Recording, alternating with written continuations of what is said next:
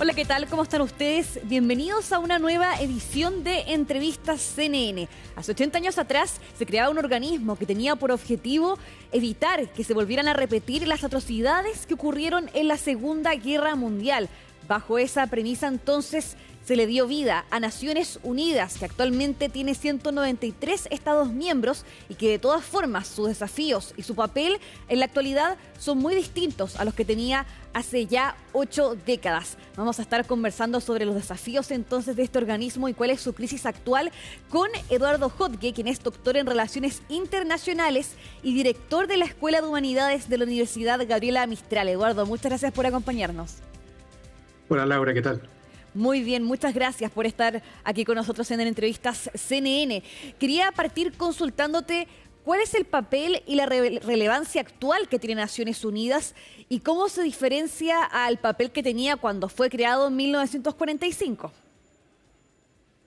Bueno, hoy día Naciones Unidas tiene múltiples tareas, múltiples preocupaciones, múltiples enfoques, instituciones, etcétera, muy a diferencia de lo que ocurrió posterior a la Segunda Guerra Mundial. Hoy día Naciones Unidas tiene una tarea de asegurar la paz del mundo, desarrollar a los países en distintas dimensiones, el cambio climático, la cultura internacional, tantos papeles, ¿no? Muy a diferencia, como les decía hace un rato, de lo que se va a producir en la década de los 40. Son 80 años y en 80 años ha pasado mucha agua bajo el puente, ¿no? Indudablemente hoy día Naciones Unidas tiene un papel muy importante, creo yo, no solo porque es probablemente el espacio más relevante que tienen los distintos países grandes y pequeños, de poder mostrar lo que son, ¿no? Y Claro. también creo yo que tiene que ver fundamentalmente con que Naciones Unidas es una suerte de garantía porque las relaciones internacionales en el mundo se produzcan con cierta normalidad. Ahora, bien sabemos que Naciones Unidas tiene detractores y personas o intelectuales o políticos que la apoyan, más allá de las posiciones que puedan haber. La verdad es que Naciones Unidas sí juega un papel muy importante, pero bueno, falta todavía mucho por supuesto. mejorar, digamos. Sí, de hecho hay un tema ahí del cual me gustaría hablar y que tiene que ver, por ejemplo, con el papel del Consejo de Seguridad de Naciones Unidas. Hay una creciente desconfianza al real poder que tiene Naciones Unidas para resolver conflictos o para tomar decisiones relevantes, porque, por ejemplo, tenemos 5 miembros permanentes del Consejo de Seguridad, que son en este caso China, Francia, Rusia, Reino Unido y Estados Unidos, que tienen el poder de vetar estas resoluciones que son las que realmente tienen poder en Naciones Unidas. Por ejemplo, lo hemos visto lo que tiene que ver con el conflicto en Gaza, con la guerra en Ucrania. Son finalmente esos vetos los que interrumpen poder hacer verdaderos avances, ¿no es cierto?, hacia la paz. Entonces también, ¿cómo ve usted ese problema? Porque ahí es donde se genera también esta desconfianza real ante el papel que tiene Naciones Unidas actualmente. Bueno, esa fuente de desconfianza es lo que ha llevado a muchos intelectuales, políticos y personas naturales, ¿no?, a tener cierta desconfianza por lo que hace Naciones Unidas. No nos podemos olvidar de que Naciones Unidas surge después de la catástrofe de la Segunda Guerra Mundial. La Segunda Guerra Mundial dejó al mundo y particularmente a Europa, las grandes potencias de la época, en ruinas. Y la experiencia del Holocausto también llevó a grandes reflexiones en términos políticos. Entonces, claro, uno ve quiénes son las fuerzas más importantes de Naciones Unidas y son los que ganan la Segunda Guerra Mundial, más China. Entonces, claro, hay una lógica de poder que no la podemos desestimar. Piensen ustedes que Estados Unidos, Gran Bretaña, Francia, Rusia, que son los que en el fondo derrotan al régimen nazi en mayo de 1945 y posteriormente a Japón unos meses después. Posteriormente invitan a China a ser parte porque se dan cuenta de que China es prácticamente un continente, es prácticamente, no sé, un cuarto del mundo, un tercio del mundo, ¿no? En esa época, ¿no? Entonces, desde ese punto de vista, no podían dejarla fuera. Pero la verdad es que tenemos que entender que el Consejo de Seguridad de Naciones Unidas es una fuente de poder. Ahí está nada más ni nada menos que Estados Unidos, que China, que Rusia, que son hoy día las 3 grandes potencias que dominan el mundo. Entonces, al tener poder de veto, ellos prácticamente pueden definir qué es lo que se hace, qué es lo que no se hace, a quién se veta o quién no se veta. Y claro, eso ya da a entender de que las posibilidades de que se llegue a buen puerto frente a alguna catástrofe, alguna guerra o algún problema internacional, esté condicionado por lo que estas tres grandes potencias puedan definir y puedan hacer.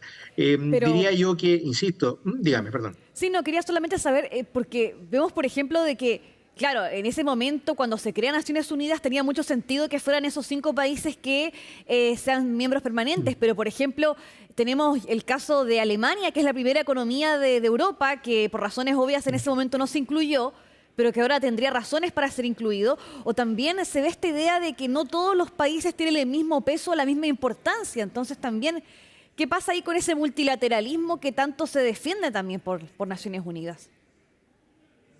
Nuevamente nos retrotraemos a los comienzos de Naciones Unidas. El objetivo fundamental de Naciones Unidas, diría yo, que son preservar la paz y llevar al mundo a un estadio de desarrollo mucho más prominente, mucho más importante. Yo diría que son los dos grandes focos, y el elemento común de ambos focos yo diría que tiene que ver con como lo decía usted, ¿no? El multilateralismo, es decir, que los problemas se resuelven en conjunto.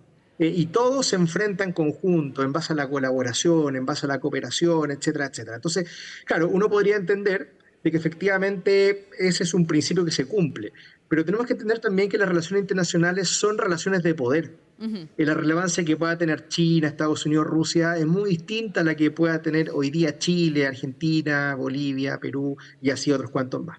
Entonces, y esta es una lógica muy básica del poder. Quien tiene el poder busca mantener el poder, pero también busca demostrar su poder.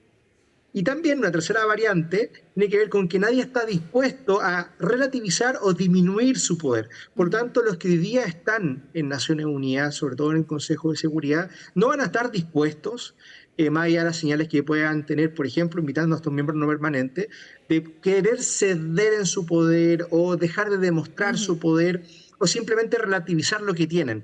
Entonces, claro, en esa situación podemos entender de que finalmente, como ellos tienen el poder, son los que finalmente ponen la música por la que el resto del mundo tiene que bailar, por así decirlo. Entonces, Claro. desde ese punto de vista, uno podría entender que las lógicas de poder son las que priman, son las importantes.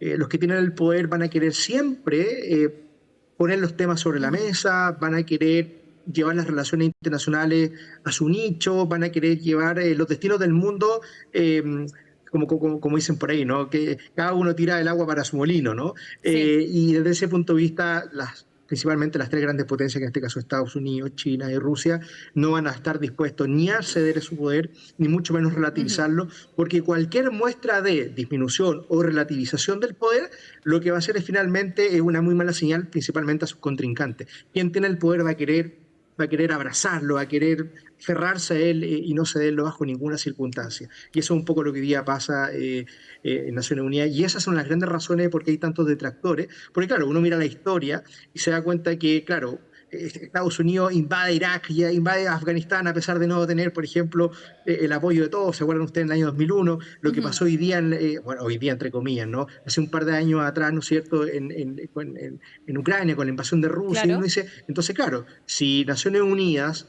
está para preservar la paz, ¿por qué los que lideran Naciones Unidas no dan el ejemplo? Y es que Sí. finalmente nunca nos podemos olvidar que las grandes potencias, y por cierto también las medianas potencias, las pequeñas potencias, siempre están motivadas, están influenciadas, viven en base a sus intereses. Y los Eduardo, intereses siempre colisionan con otros intereses. sí. Dígame.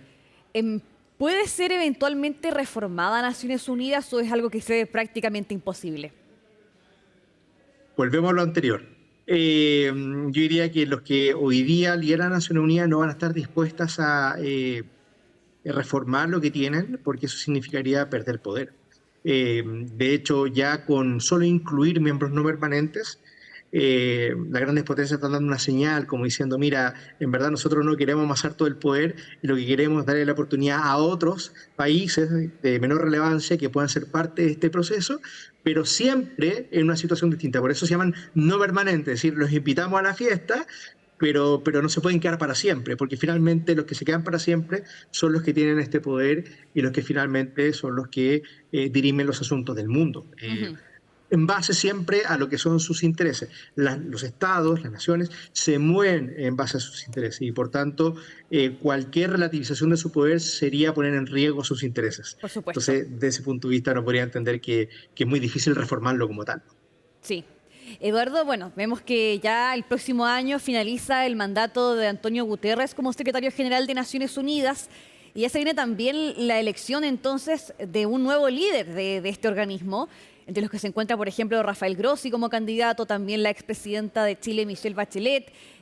¿Cuáles son los candidatos más fuertes, crees tú, para poder suceder a Antonio Guterres? ¿Y qué perspectiva tiene Michelle Bachelet teniendo en cuenta que puede ser posible que, por ejemplo, China no esté de acuerdo con que ella avance en esta candidatura, o en esta elección más bien? Sí, a mí no me gusta mucho hipotetizar en torno a resultados de ninguna naturaleza, ¿no?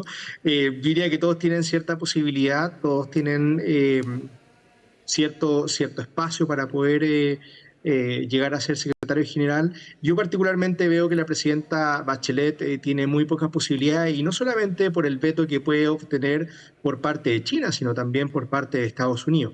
Y basta con que un país vete al candidato y ese candidato queda fuera de carrera de manera inmediata. Entonces, como ya las tensiones y lo hemos visto durante el último tiempo, ¿no?